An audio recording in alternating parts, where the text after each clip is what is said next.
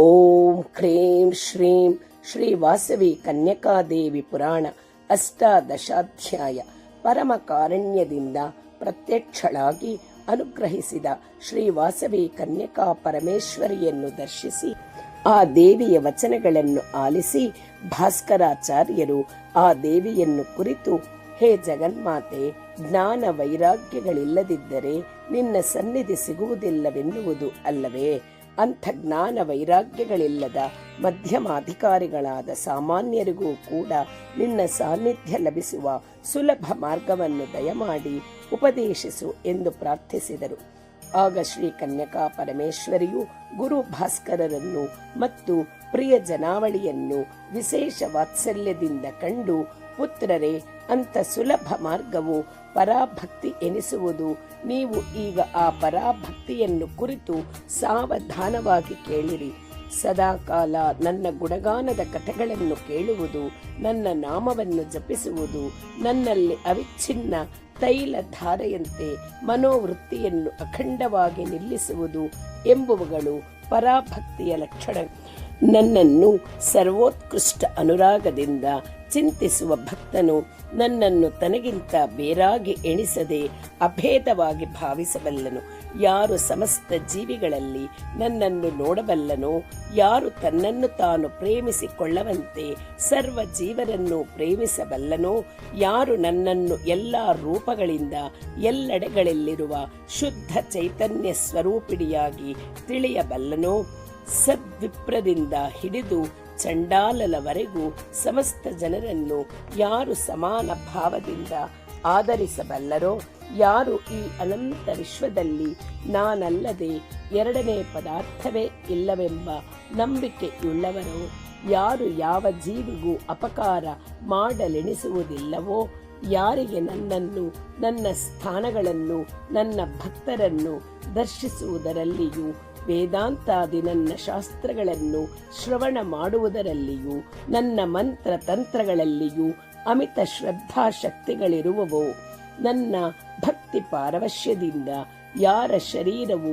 ಪುಲಕಿತಗೊಳ್ಳುವುದೋ, ಆನಂದ ಭಾಷ್ಪಗಳಿಂದ ಕಣ್ಣುಗಳು ತುಂಬಿ ಹೋಗುವವೋ, ಕಂಠಧ್ವನಿಯು ಗದ್ಗದವಾಗುವುದು, ಅಂಥವನು ಯಾವ ಫಲಾಪೇಕ್ಷೆಯೂ ಇಲ್ಲದೆ ಕೇವಲ ನನ್ನನ್ನು ಆನಂದ ಪಡಿಸುವುದಕ್ಕಾಗಿ ಮಾತ್ರವೇ ನನ್ನಲ್ಲಿ ಚಿತ್ತವನ್ನು ನಿಲ್ಲಿಸಬಲ್ಲನು. ಅವನು ಕೇವಲ ನನ್ನ ಮೇಲಿರುವ ಪ್ರೇಮದಿಂದ ಮಾತ್ರವೇ ನನ್ನನ್ನು ಪ್ರೇಮಿಸುವನು. ನನ್ನ ಭಕ್ತನು ನನಗಿಂತ ಮಿಗಿಲಾದ ವಸ್ತುವನ್ನು ಸ್ವಲ್ಪವೂ ಅರಿಯನು. ಅಂಥವನು ಸೇವಾ ಮನೋಭಾವನ್ನು ತೊರೆದು ನನ್ನಲ್ಲಿ ಐಕ್ಯವನ್ನು ಹೊಂದಬಲ್ಲನು. ಯಾರು ಲೋಭವನ್ನು ಬಿಟ್ಟು ಪರಮ ಪವಿತ್ರವಾದ ನನ್ನ ವ್ರತಗಳನ್ನು, ನಿತ್ಯ ನೈಮಿತ್ತಿಕಗಳಾದ ವೈದಿಕ, ಸ್ಮಾರ್ತ, ಪೌರಾಣಿಕ ಕರ್ಮಗಳನ್ನು ಭಕ್ತಿಯಿಂದ ಮಾಡುತ್ತಿರುವನೋ, ಯಾರು ನನ್ನ ಉತ್ಸವಗಳನ್ನು ಪರಮ ಭಕ್ತಿಯಿಂದ ನಿರ್ವಹಿಸುವನೋ, ಅನ್ಯರು ಮಾಡುತ್ತಿರುವಾಗ ಅವರನ್ನು ನೋಡುವ ಕೋರಿಕೆಯುಳ್ಳವನಾಗುವನೋ, ಯಾರು ದೇಹಾಭಿಮಾನ, ನಾಚಿಕೆ, ಸಂಕೋಚಗಳನ್ನು ತೊರೆದು ಪವಿತ್ರವಾದ ನನ್ನ ನಾಮ ಸಂಕೀರ್ತನಾದಿಗಳನ್ನು ಹಾಡುತ್ತಾ ಕುಣಿಯುವನೋ, ಆ ಪರಮ ಭಾಗವತೋತ್ತಮನು ಕೂಡ ನನ್ನನ್ನೇ ಸೇರಬಲ್ಲನು. ಸರ್ವಾಶ್ರಯಳಾದ ನನ್ನನ್ನು ಕುರಿತು ಹೊಂದುವ ಅಮೂಲ್ಯಾನಂತ ಪ್ರೇಮವೇ ಭಕ್ತಿಯು. ಆ ಮಾತುಗಳನ್ನು ಕೇಳಿದ ಭಕ್ತರು ದೇವಿಯನ್ನು ಕಂಡು, ಹೇ ಪರಮೇಶ್ವರಿ, ಈ ಧರೆಯಲ್ಲಿ ಪುಣ್ಯಕ್ಷೇತ್ರಗಳಲ್ಲಿ ಯಾವುವು ನಿನಗತ್ಯಂತ ಪ್ರೇಮಾಸ್ಪದಗಳಾಗವೆಯೋ, ಯಾವ ಯಾವ ವ್ರತಗಳು ಮತ್ತು ಉತ್ಸವಗಳು ನಿನಗೆ ಹೆಚ್ಚಿನ ಸಂತೋಷಕರವೋ ಅವುಗಳನ್ನೆಲ್ಲ ದಯಮಾಡಿ ನಮಗೆ ತಿಳಿಸಿ ಹೇಳು ಎಂದು ಪ್ರಾರ್ಥಿಸಿದರು. ವಾಸವಿ ದೇವಿಯು ಸರ್ವೋತ್ತಮ ವ್ರತೋತ್ಸವ ಕ್ಷೇತ್ರಾದಿಗಳನ್ನು ಕುರಿತು ತಿಳಿಸುವುದು. ಆಗ ವಾಸವಿ ಕನ್ಯಕಾ ಪರಮೇಶ್ವರಿಯು, ಪುತ್ರರೇ, ನಿಜದಲ್ಲಿ ಈ ಪ್ರಪಂಚದಲ್ಲಿ ಕಾಣಬರುವ ಪ್ರದೇಶದಲ್ಲೆಲ್ಲ ನಾನೇ ಇರುವುದರಿಂದ ಎಲ್ಲವೂ ಪುಣ್ಯಕ್ಷೇತ್ರವೇ ಆಗುವುದು. ನಾನು ಅನಂತ ಕಾಲ ಸ್ವರೂಪಿಣಿ ಆದುದರಿಂದ ಎಲ್ಲ ಕಾಲಗಳು ನನ್ನ ಪೂಜಾವ್ರತ ಸಮಯಗಳೇ ಆಗುವವು. ಎಲ್ಲ ಇಂದ್ರಿಯಗಳಿಂದ ಹೊಂದಲ್ಪಡುವ ಸರ್ವ ವಿಧ ವಿಷಯಾನುಭವಗಳೆಲ್ಲ ಅಖಂಡ ಚೈತನ್ಯ ಮೂರ್ತಿಯಾದ ನನ್ನಿಂದಲೇ ನಡೆಯುತ್ತವೆ. ಆದ್ದರಿಂದ ಅದೆಲ್ಲವೂ ನನ್ನ ಉತ್ಸವವೇ ಆಗುವುದು. ಆದರೂ ನಿಮ್ಮಲ್ಲಿಯ ವಾತ್ಸಲ್ಯದಿಂದ ಕೆಲವು ಮುಖ್ಯ ವಿಷಯಗಳನ್ನು ತಿಳಿಸಿಕೊಡುತ್ತಿರುವೆ. ಸಾವಧಾನವಾಗಿ ಆಲಿಸಿರಿ. ಈ ಭುವಿಯಲ್ಲಿ ವಿವಿಧ ವಿಭೂತಿಗಳಾದ 108 ಶಕ್ತಿ ಪೀಠಗಳು ಸುಪ್ರಸಿದ್ಧವಾಗಿವೆ. ಅವುಗಳಲ್ಲಿ 18 ಶಕ್ತಿ ಪೀಠಗಳು 18 ಮಹೋತ್ಕೃಷ್ಟ ಮಹಿಮಾನ್ವಿತಗಳಾಗಿವೆ. ಸಾಧಕನು ಇಂಥ ಅನೇಕ ತೀರ್ಥಗಳನ್ನು ಸೇವಿಸಲಾಗದಿದ್ದಾಗ ಮಹಾಪವಿತ್ರವಾದ ಒಂದು ಮಹಾಗಿರಿ ಅಂದರೆ ಈ ಪೆನುಗೊಂಡ ಕ್ಷೇತ್ರವನ್ನು ಆಶ್ರಯಿಸಿದರೆ ಸಾಕು. ಬ್ರಹ್ಮಕುಂಡ ಸಮೀಪದಲ್ಲಿ ನಿರ್ಮಿಸಲ್ಪಟ್ಟಿರುವ ಪೆನುಗೊಂಡ ಕ್ಷೇತ್ರದಲ್ಲಿ ಸಮಸ್ತ ಪುಣ್ಯಕ್ಷೇತ್ರಗಳ ಮಹತ್ವವು ತುಂಬಿರುತ್ತದೆ. ನನ್ನ ಈ ಕ್ಷೇತ್ರದಲ್ಲಿ ನನ್ನನ್ನು ದರ್ಶಿಸಿ ಶುಭ ಸಂಧಾಯಿನಿಯಾದ ನನ್ನನ್ನು ಅನನ್ಯ ಭಕ್ತಿಯಿಂದ ಸೇವಿಸುವ ಭಕ್ತನು ಭವಬಂಧನಗಳಿಂದ ವಿಮುಕ್ತನಾಗುವನು. ಇನ್ನು ನನಗೆ ಪ್ರಿಯಕರವಾದ ವ್ರತ ಯಜ್ಞ ಉತ್ಸವಾದಿಗಳನ್ನು ಅವುಗಳನ್ನು ನಿರ್ವಹಿಸುವ ವಿಧಾನಗಳನ್ನು ಸಾವಧಾನ ಚಿತ್ತರಾಗಿ ಕೇಳಿರಿ. ಶುಕ್ರವಾರ ವ್ರತವು ನನಗೆ ಬಹು ಪ್ರೀತಿಕರವಾದುದು. ವೈಶಾಖ ಮಾಸದಲ್ಲಿ ನಡೆಯುವ ನನ್ನ ಜಯಂತಿ ಸಮಯದಲ್ಲಿ, ಆಶ್ವಯುಜ ಮಾಸದಲ್ಲಿ ನಡೆಯುವ ನನ್ನ ಶರನ್ನವರಾತ್ರಿ ಉತ್ಸವಗಳ ಸಂದರ್ಭಗಳಲ್ಲಿ, ಮಾಘ ಮಾಸದಲ್ಲಿ ಜರುಗುವ ನನ್ನ ವಿಶ್ವರೂಪ ಸಂದರ್ಶನ ಪರ್ವದಿನ ಸಂದರ್ಭದಲ್ಲಿಯೂ ಮತ್ತು ಚೈತ್ರ ಮಾಸದಲ್ಲಿ ನಡೆಯುವ ವಸಂತ ನವರಾತ್ರಿ ಉತ್ಸವಗಳ ಸಂದರ್ಭಗಳಲ್ಲಿಯೂ ಮಾಡುವ ಮಂಡಲ ದೀಕ್ಷಾ ಸಹಿತವಾದ 40 ದಿನಗಳು ಪೂಜಾ ವ್ರತಾದಿಗಳು ನನಗೆ ಅತ್ಯಂತ ಪ್ರಿಯವೆನಿಸುವುವು. ನನ್ನ ಅಂಗೋಪಾಂಗ ದೇವತಾ ಸಹಿತವಾಗಿ ಮಾಡುವ ಶ್ರೇಷ್ಠ ಪೂಜಾ ವಿಧಾನವಾದ ಶ್ರೀ ವಾಸವಿ ಕನ್ಯಕಾ ವ್ರತವು ಸರ್ವೋತ್ತಮವಾದುದು. ವೈಶಾಖ ಶುದ್ಧ ದಶಮಿಯ ದಿನ ಈ ವ್ರತವನ್ನು ಆಚರಿಸುವುದು ಸರ್ವ ಶುಭದಾಯಕವಾಗುವುದು. ಅಷ್ಟೇ ಅಲ್ಲದೆ ನನ್ನ ಭಕ್ತರು ತಮ್ಮ ಗೃಹಗಳಲ್ಲಿ ನಡೆಸಿಕೊಳ್ಳುವ ವಿವಾಹಾದಿ ಶುಭ ಕಾರ್ಯಗಳಲ್ಲಿಯೂ ಗೃಹ ಪ್ರವೇಶಾದಿ ಶುಭ ಕಾರ್ಯಗಳಲ್ಲಿಯೂ ಈ ನನ್ನ ವ್ರತವನ್ನು ನಡೆಸಿದರೆ ಅವರಿಗೆ ಅಭೀಷ್ಟ ಫಲಗಳು ಸಿದ್ಧಿಸುವವು. ದ್ಯುತ್ತರಶತ 102 ಹೋಮ ಕುಂಡಗಳೊಡನೆ ನನ್ನ ಆರಾಧನಾ ವಿಧಾನವಾಗಿ ಶೋಭಿಸುವ ಶ್ರೀ ವಾಸವಿ ಕನ್ಯಕಾದೇವಿ ಮಹಾಯಜ್ಞವು ಅಮೋಘ ಫಲಪ್ರದವಾದುದು. ಮಾಘ ಶುದ್ಧ ಬಿದಿಗೆಯೆಂದು ಆ ಮಹಾಯಜ್ಞವನ್ನು ನಡೆಸುವುದು ಸರ್ವೋತ್ತಮ. ಹಾಗಿಲ್ಲದಿದ್ದರೆ ನನ್ನೀ ಮಹಾಯಜ್ಞವನ್ನಾಗಲಿ ವ್ರತವನ್ನಾಗಲಿ ಪಂಚಾಂಗ ಶುದ್ಧಿಯುಳ್ಳ ಯಾವ ದಿನದಲ್ಲಾದರೂ ಭಕ್ತರು ನಡೆಸಿಕೊಳ್ಳಬಹುದು. ಓ ಭಕ್ತ ಜನರೇ, ನನ್ನನ್ನು ಸಂತೋಷಗೊಳಿಸುವುದಕ್ಕಾಗಿ ನನ್ನ ಅವತಾರ ದಿನ ಮಹೋತ್ಸವ ಅಂದರೆ ಜನ್ಮ ದಿನೋತ್ಸವ, ಡೋಲೋತ್ಸವ, ಶಯನೋತ್ಸವ, ಜಾಗರಣೋತ್ಸವ, ನನ್ನ ವಿಶ್ವರೂಪ ದರ್ಶನ ಮಹೋತ್ಸವ, ಆರ್ಯವೈಶ್ಯರ ಆತ್ಮಾರ್ಪಣ ದಿನ ಮಹೋತ್ಸವ, ನನ್ನ ಪಟ್ಟಾಭಿಷೇಕ ಮಹೋತ್ಸವ, ರಥೋತ್ಸವ, ಪವಿತ್ರೋತ್ಸವ ಮೊದಲಾದ ಉತ್ಸವಗಳನ್ನು ನೀವು ವೈಭವೋಪೇತವಾಗಿ ನಡೆಸಿಕೊಳ್ಳಿರಿ. ಸರ್ವ ದೇವತಾ ಸ್ವರೂಪಿಣಿಯಾದ ನನ್ನ ಉತ್ಸವಗಳ ನಿರ್ವಹಣೆಯ ವಿಧಾನಗಳು ಧರ್ಮಶಾಸ್ತ್ರಗಳಲ್ಲಿಯೂ ಆಗಮಶಾಸ್ತ್ರಗಳಲ್ಲಿಯೂ ವಿವರಿಸಲ್ಪಟ್ಟು ಸುಪ್ರಸಿದ್ಧವಾಗಿವೆ.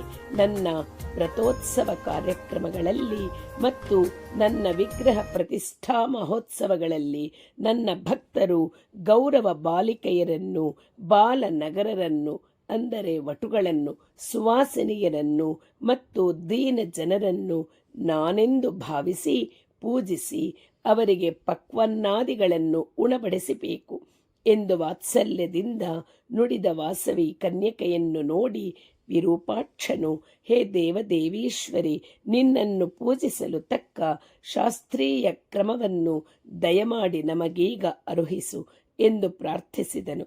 ಆಗ ಆ ವಾಸವಿ ದೇವಿಯು, ವೈಶ್ಯವರರೇ, ನನಗೆ ವಿಶೇಷವಾಗಿ ಪ್ರೀತಿಕರವಾದ ಪೂಜಾ ವಿಧಾನಗಳನ್ನು ಹೇಳುತ್ತಿರುವೆ, ಶ್ರದ್ಧೆಯಿಂದ ಆಲಿಸಿರಿ.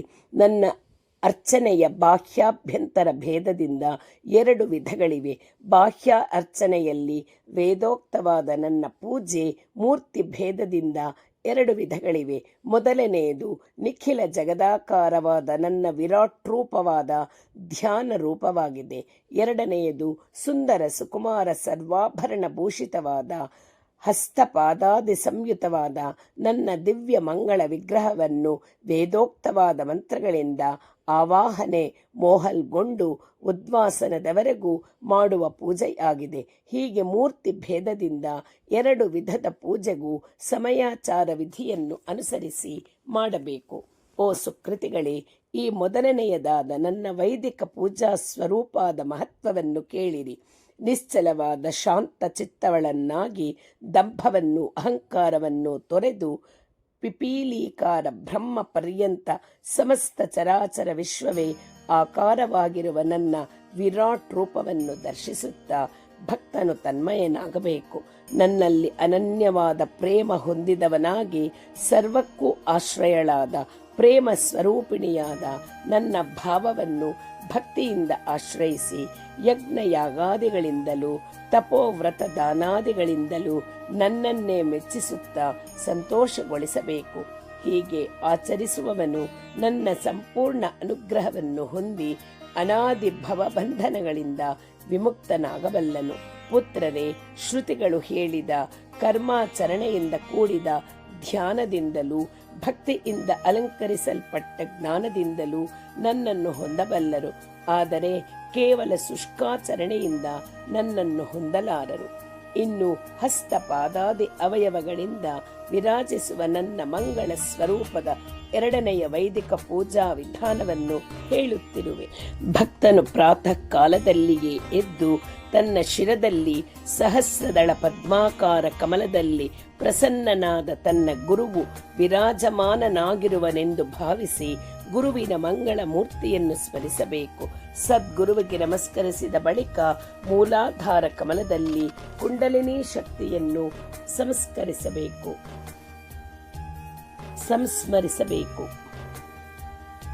ಚಿದಗ್ನಿಶಿಖೆಯ ರೂಪದಲ್ಲಿರುವ ಆ ಕುಂಡಲಿನಿ ಮಧ್ಯದಲ್ಲಿ ಸಚ್ಚಿದಾನಂದ ರೂಪಿಣಿಯಾದ ನನ್ನನ್ನು ಭಾವಿಸಿ ಧ್ಯಾನಿಸಬೇಕು. ಅನಂತರ ಶೌಚದಿಂದ ಮೊದಲಾಗಿ ಸಂಧ್ಯಾ ವಂದನೆಯವರೆಗಿನ ಕರ್ಮಗಳನ್ನು ಶ್ರದ್ಧೆಯಿಂದ ಆಚರಿಸಬೇಕು. ನಿತ್ಯೋಪಾಸನಾರೂಪವಾದ ಅಗ್ನಿ ಆರಾಧನೆ ಮಾಡುವವರು ನನ್ನನ್ನು ಪ್ರಸನ್ನಳಾಗಿಸುವುದಕ್ಕಾಗಿ ಅಗ್ನಿ ಕಾರ್ಯ ಮಾಡಬೇಕು. ಅನಂತರ ಯುಕ್ತಾಸೀನನಾಗಿ ಪೂಜಾ ಸಂಕಲ್ಪ ಮಾಡಬೇಕು. ಮೊದಲು ಭೂತಶುದ್ಧಿ ಭೂಮಿ ಶುದ್ಧಿ ಮಾಡಿ ಪೀಠವನ್ನು ಅಲಂಕರಿಸಿ ನನ್ನ ಪೂಜೆಯನ್ನು ಆರಂಭಿಸಬೇಕು. ಭಕ್ತನು ತನ್ನ ದೇಹದಲ್ಲಿ ಧರ್ಮಾದಿಗಳಿಂದ ನನ್ನ ಪೀಠವನ್ನು ರಚಿಸಿಕೊಂಡಂತೆ ಭಾವಿಸಬೇಕು. ನನ್ನನ್ನು ಶ್ರೀವಾಸವಿ ಕನ್ಯಾ ಚಕ್ರದಲ್ಲಿರುವಂತೆ ಧ್ಯಾನಿಸಬೇಕು. ಆ ಬಳಿಕ ಪ್ರಾಣಾಯಾಮ ಮಾಡಬೇಕು. ತಾವು ಮಾಡಿದ ಜಪ ತಪಗಳನ್ನು ನನಗೆ ಅರ್ಪಿಸಿ ಬಾಹ್ಯ ಪೂಜೆ ಆಚರಿಸಲು ಆಚಮನ ಕಲಶಾರಾಧನೆಗಳನ್ನು ಮಾಡಬೇಕು. ಆ ಬಳಿಕ ಮಂತ್ರಪೂತ ಜಲದಿಂದ ಪೂಜಾ ದ್ರವ್ಯಗಳನ್ನು ಪ್ರೋಕ್ಷಿಸಬೇಕು.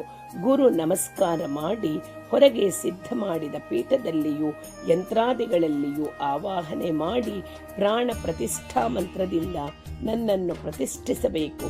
ಅನಂತರ ಆವರಣಾಧಿಷ್ಠಿತ ದೇವತೆಗಳನ್ನು ಪೂಜಿಸಬೇಕು. ಸಮಸ್ತ ಜಗದಾಧಾರಿಣಿಯಾದ ನನ್ನ ಪ್ರಭೆಯೇ ರೂಪವಾಗುಳ್ಳ ನನ್ನ ಅಂಗೋಪಾಂಗ ದೇವತೆಗಳನ್ನು ಪೂಜಿಸಬೇಕು. ಹೀಗೆ ಆವರಣ ದೇವತೆಗಳನ್ನು ಆಯಾ ಆವರಣಗಳಲ್ಲಿರುವಂತೆ ಭಾವಿಸಿ ಪೂಜಿಸಿದ ಬಳಿಕ ಅಂಗೋಪಾಂಗ ದೇವತೆಗಳೊಡನೆಯೇ ಪರಿವಾರ ಶಕ್ತಿಗಳೊಡನೆಯೇ ರಾರಾಜಿಸುತ್ತಿರುವ ನನಗೆ ಯಥಾಶಕ್ತಿ ಸಂಪಾದಿತವಾದ ಆಸನ, ಆವಾಹನ, ಅರ್ಘ್ಯ, ಪಾದ್ಯ, ಆಚಮನೀಯ, ಸ್ನಾನ, ವಸ್ತ್ರಯುಗ್ಮ, ಭೂಷಣ, ಗಂಧ, ಪುಷ್ಪಾಕ್ಷತೆ ಮುಂತಾದವುಗಳನ್ನು ಸಮರ್ಪಿಸಿ ನನ್ನ ಪವಿತ್ರ ನಾಮಾವಳಿಯಿಂದ ನನ್ನನ್ನು ಕೀರ್ತಿಸಿ ಅನಂತರ ಭಕ್ಷ್ಯ ಭೋಜ್ಯ ಲೇಹ್ಯ ಜೋಷ್ಯ ರೂಪಗಳಲ್ಲಿರುವ ನೈವೇದ್ಯಗಳಿಂದಲೂ ತಾಂಬೂಲ ದಕ್ಷಿಣಾದಿಗಳಿಂದಲೂ ಮಂಗಳ ನೀರಾಜನಗಳಿಂದಲೂ ಪರಿಪೂರ್ಣ ಭಕ್ತಿ ಶ್ರದ್ಧೆಗಳಿಂದ ಕೂಡಿ ನನ್ನನ್ನು ಪೂಜಿಸಬೇಕು. ಆಗಮಾದಿಗಳಲ್ಲಿ ಹೇಳಲ್ಪಟ್ಟಿರುವ ಕವಚ, ಮೂಲ, ಹೃದಯ ಸ್ತೋತ್ರಗಳಿಂದಲೂ ದೇವಿ ಸೂಕ್ತಗಳಿಂದಲೂ ಹೃಲ್ಲೇಖಾದ ಮಂತ್ರಗಳಿಂದಲೂ ಸರ್ವ ವಿದ್ಯಾಧಿಷ್ಠಿತಳಾದ ನನ್ನನ್ನು ಮತ್ತೆ ಸಂತೋಷಗೊಳಿಸಬೇಕು.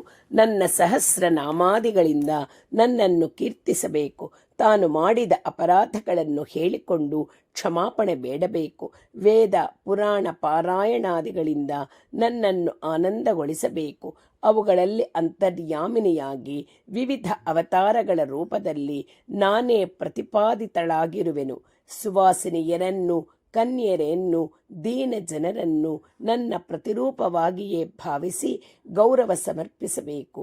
ಬಳಿಕ ನನಗೆ ಸಾಷ್ಟಾಂಗ ಪ್ರಣಾಮಗಳನ್ನು ಆಚರಿಸಿ ಪೀಠದಲ್ಲಿ ಅರ್ಚಿತಳಾದ ನನ್ನನ್ನು ತನ್ನ ಹೃದಯ ಮಂದಿರದಲ್ಲಿ ಸೇರಿಸಿಕೊಳ್ಳಬೇಕು. ಹೀಗೆ ನನ್ನನ್ನು ಅರ್ಚಿಸುವವರು ನನ್ನ ಸಾನ್ನಿಧ್ಯವನ್ನು ಹೊಂದಬಲ್ಲರು. ಈಗ ನಾನು ನಿಮಗೆ ಅಂತರ್ಪೂಜಾ ವಿಧಾನವನ್ನು ಬೋಧಿಸುತ್ತಿರುವೆ, ಕೇಳಿರಿ. ಅಂತರ್ಪೂಜೆಯೆಂದರೆ ಚಿದೇಕ ರಸ ಬ್ರಹ್ಮ ಸ್ವರೂಪಿಣಿಯಾದ ನನ್ನ ನಿರಾಕಾರ ತತ್ವದಲ್ಲಿ ಚಿತ್ತವನ್ನು ಲಯಗೊಳಿಸಬೇಕು. ಮೇಲೆ ಹೇಳಿದ ಬಾಹ್ಯ ಪೂಜೆಯನ್ನು ತೊರೆದು ಸಾಧಕನು ಅಂತರ ಪೂಜೆಯನ್ನು ಏಕೆ ಆಶ್ರಯಿಸಬೇಕೆಂದು ಕೇಳಿರಿ. ನಿರಾಕಾರ, ನಿರ್ವಿಕಾರ, ಶುದ್ಧ, ಬುದ್ಧ, ಮುಕ್ತ ಜ್ಞಾನ ಮಾತ್ರವೇ ನನ್ನ ಯಥಾರ್ಥ ರೂಪವಾಗಿದೆ. ಜೀವನು ಅಜ್ಞಾನದಿಂದ ತನ್ನ ಚಿನ್ಮಾತ್ರತ್ವವನ್ನು ಮರೆತು ಭ್ರಾಂತಿಯಿಂದ ಕಲ್ಪಿತವಾದ ದೇಹ ಗೇಹಾದಿಗಳಲ್ಲಿ ಅಹಂಕಾರ ಮಮಕಾರಗಳನ್ನು ಹೊಂದಿ ನಿರಂತರ ಜನನ ಮರಣಾದಿ ಕ್ಲೇಶ ಪ್ರವಾಹದಲ್ಲಿ ಬಿದ್ದು ಕೊಚ್ಚಿ ಹೋಗುತ್ತಾ ಎಂದಕ್ಕೂ ತೀರವನ್ನು ಸೇರದಾಗಿದ್ದಾನೆ. ಸತ್ಯವನ್ನು ವಿಚಾರ ಮಾಡಿ ಸದ್ಗುರು ಸೇವೆಯಿಂದ ತತ್ವವನ್ನು ಪಡೆದು ಸತ್ಯ ಜ್ಞಾನಾನಂದ ಘನವಾದ ನನ್ನ ಸ್ವರೂಪಕ್ಕಿಂತ ಬೇರಾಗಿ ಹಗ್ಗದಲ್ಲಿ ತೋರಿದ ಹಾವಿನಂತೆ, ಮೃಗ ಜಲದಂತೆ, ಸ್ವಪ್ನ ಪದಾರ್ಥಗಳಂತೆ ಅಸತ್ಯ ಜಡ ದುಃಖಾತ್ಮಕವಾದ ಈ ಜಗತ್ತೆಲ್ಲ ಮಾಯಾಮಯವೆಂದು ತಿಳಿದುಕೊಂಡು ನನ್ನ ಚಿದ್ರೂಪದಲ್ಲಿ ಚಿತ್ತವನ್ನು ನಿಲ್ಲಿಸಬೇಕು. ನಿರಂತರ ಪ್ರತ್ಯಗಾತ್ಮ ಸಾಕ್ಷಿ ಭಾವನಾ ತತ್ಪರನಾಗಿ ಸಂಸಾರ ಸಮುದ್ರವನ್ನು ದಾಟಬೇಕು. ಇಂಥ ಅಂತರ್ಪೂಜೆಯನ್ನು ಆಚರಿಸುವ ಯೋಗ್ಯತೆಯು ಪ್ರಾಪ್ತಿಯಾಗುವವರೆಗೂ ನನ್ನ ಬಾಹ್ಯ ಪೂಜೆಯನ್ನು ಬಿಡದೆ ಮಾಡುತ್ತಿರಬೇಕು ಎಂದು ತನ್ನ ಪೂಜಾ ವಿಧಾನಗಳನ್ನು ಕುರಿತು ಶ್ರೀ ವಾಸವಿ ಕನ್ಯಕಾ ಪರಮೇಶ್ವರಿಯು ಪ್ರಬೋಧೆಯನ್ನು ನೀಡಿ ಆ ಬಳಿಕ ವೈಶ್ಯರನ್ನು ನೋಡಿ, ಕುಮಾರರೇ, ಭೂತಲದಲ್ಲಿ ಇತರರಿಗೆ ದುರ್ಬಲವಾದ ಅದ್ಭುತವಾದ ಕೀರ್ತಿಯನ್ನು ಸಂಪಾದಿಸಿದಿರಿ. ಧರ್ಮ ರಕ್ಷಣೆಯಲ್ಲಿ ಆಸಕ್ತರಾದ ಮಾನವರು ಸದಾಕಾಲ ಪ್ರಶಂಸನೀಯರಾಗಿರುವವರು. ಹೇ ಭಕ್ತವರರೇ, ಆರ್ಷ ಧರ್ಮವನ್ನು ಅನುಸರಿಸಿ ವರ್ಣಾಶ್ರಮ ವಿಧಿಗಳನ್ನು ಪಾಲಿಸುತ್ತಾ ಸೂತ್ರಕಾರರು ನಿರ್ಣಯಿಸಿರುವ ಷೋಡಶ ಸಂಸ್ಕಾರಗಳನ್ನು ಆಚರಿಸುತ್ತಾ ನಾನು ತೋರಿಸಿದ ತ್ಯಾಗ ಅಹಿಂಸಾತ್ಮಕ ನೂತನ ಧರ್ಮವನ್ನು ಈ ಯುಗದಲ್ಲಿ ಅನುಸರಣೀಯವಾದ ಪರಮ ಧರ್ಮವೆಂದು ಸ್ವೀಕರಿಸಿ ಅಖಿಲ ಪ್ರಪಂಚದಲ್ಲಿ ಈ ಪ್ರವಿಮಲ ಧರ್ಮ ಪ್ರಚಾರವನ್ನು ಮಾಡುತ್ತಾ ವಿಶ್ವಶಾಂತಿಯನ್ನು ಸಾಧಿಸಬೇಕು. ಸಮಸ್ತ ವೈಶ್ಯರು ಅಭಿಮಾನಧನರಾಗಿ ಐಕ್ಯ ಮತದಿಂದ ಬೆಳಗಬೇಕು. ಶೈವ, ವೈಷ್ಣವ, ಶಾಕ್ತೇಯ, ಗಣಪತ್ಯಾದಿ ಸಮಸ್ತ ಮತ ಸಂಪ್ರದಾಯಗಳಲ್ಲಿ ಸಮದೃಷ್ಟಿ ಹೊಂದಿ ಸರ್ವ ಮತ ಸಾಮರಸ್ಯದಿಂದ ಪ್ರಜಾಪಾಲನೆ ಮಾಡಬೇಕು. ಪುತ್ರರೇ, ಈ ವಾಸವಿ ಕನ್ಯಕಾ ಪರಮೇಶ್ವರಿ ದಿವ್ಯಾವತಾರ ಮೂರ್ತಿ ನಿಲಯಗಳಾದ ಆಲಯಗಳು ಪ್ರಪಂಚದೆಲ್ಲೆಡೆ ನೆಲೆಸುವವು. ನಾನು ತೋರಿಸಿದ ಅಹಿಂಸಾತ್ಮಕ ವಿನೂತನ ಧರ್ಮ ಮಾರ್ಗವೇ ಅಖಿಲ ಪ್ರಪಂಚಕ್ಕೆ ಅನುಸರಣೀಯವಾಗುವುದು. ಈ ಪವಿತ್ರ ಭಾರತ ಭೂಮಿಯಲ್ಲಿ ಪ್ರಕಾಶಿಸುವ ವೈಶ್ಯ ವಂಶದಲ್ಲಿ ವಿಶ್ವವಿಖ್ಯಾತ ಮಹಾತ್ಮರು ಉದಿಸಿ ಮಾತೃದೇಶ ಸ್ವಾತಂತ್ರ್ಯಗಳನ್ನು ಸಂರಕ್ಷಿಸಿ ವಿಶ್ವ ಕಲ್ಯಾಣವನ್ನು ಸಾಧಿಸಬಲ್ಲರು. ಸುಕುಮಾರರೇ, 714 ಗೋತ್ರಗಳವರೊಡನೆ ಮಹಾಸಂಘವಾಗಿ ವಿರಾಜಿಸಿದ್ದ ವೈಶ್ಯವರ್ಣವು ಈಗ ವಿಭಕ್ತವಾಯಿತಲ್ಲವೇ ಎಂದು ಚಿಂತಿಸತಕ್ಕದ್ದಲ್ಲ.